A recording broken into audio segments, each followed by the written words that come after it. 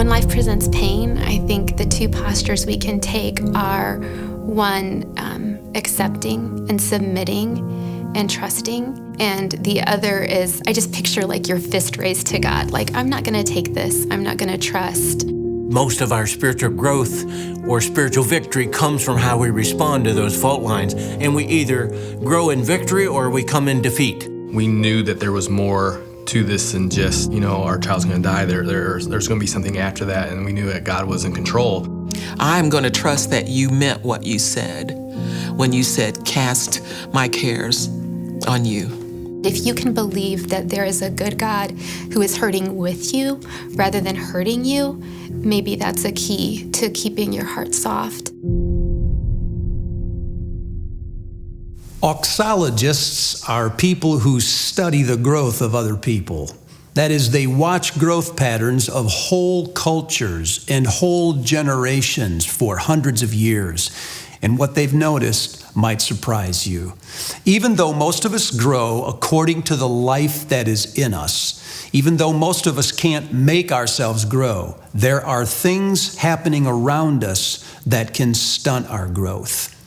For instance, at times in North Korea and in parts of Africa and in Guatemala, auxologists have discovered cases of stunted growth in over 85% of the children.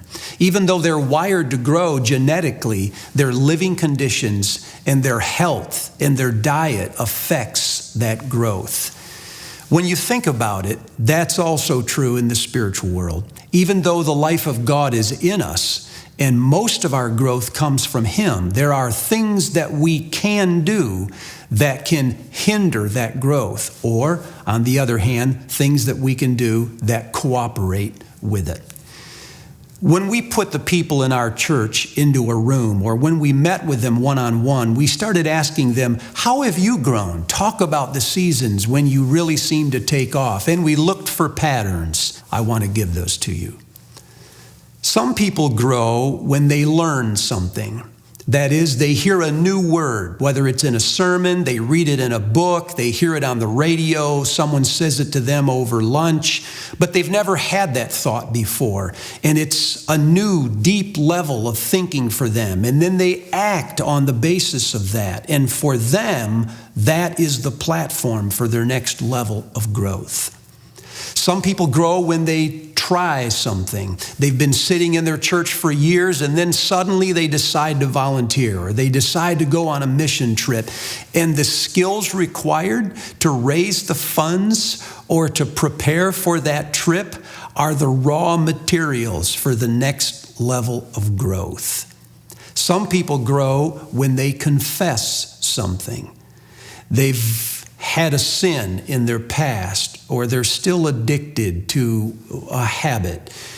And somewhere in the privacy of a small group, they turn to a friend and they say, I am still struggling with this. And God uses that transparency to infuse them with grace and humility, and that becomes the next level of growth. Most people grew when they endured something. They found themselves in a situation like a fault line, and they really wanted to get out of it. And they discovered that the skills required to manage that situation were themselves the raw materials of spiritual growth. Now, I've just given you 4 things that trigger growth. When you learn something, when you try something, when you confess something, and when you endure something. If you think about it, isn't this why so many people don't grow? The teaching in their churches or the teaching in the books that they read are always entry level. They're not deep enough to sustain the next level of spiritual growth. Sometimes they never take risks. They never show courage to do something that would stretch them, and so they never try something new. Sometimes they never confess it. They just hold on to a sin or to a weakness and hope it will go away with time. Most of the time, It's because they haven't endured something. When they were in a fault line, the first thing they were thinking was, how do I get out of this? When in fact, the way that we grow is by staying in the fault line so God can do his deepest, most enduring work in us. Think about the times in your own life. What did God use to trigger your next level of growth? Maybe you'll talk to a friend and identify one of those things.